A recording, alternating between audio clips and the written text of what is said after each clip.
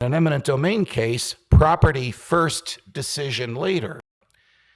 The argument is over eminent domain.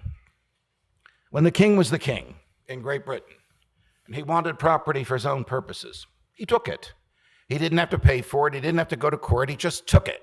Sometimes they would give the owner of the property some cash so that the owner would go away and leave the property peacefully. But the king, as the sovereign, had this power just to take the property.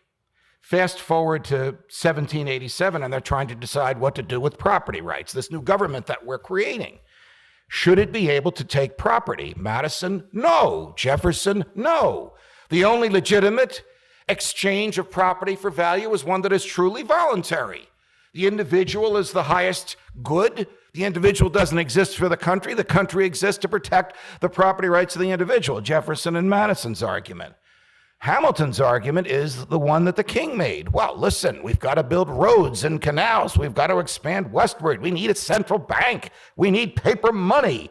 We're going to be able to have to take property. Why should we have to pay for it? It's the taxpayers' dollars anyway. So this argument went back and forth, and they crafted the Fifth Amendment.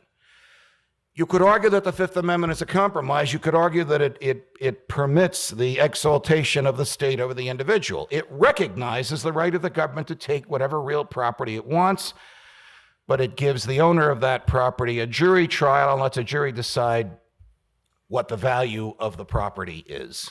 And that's called eminent domain. So question, that right in the Fifth Amendment of the government to take property, does that, as Hayek warned us, manifest the belief that individuals exist for the greater good of the nation? I would argue, regrettably, that it does.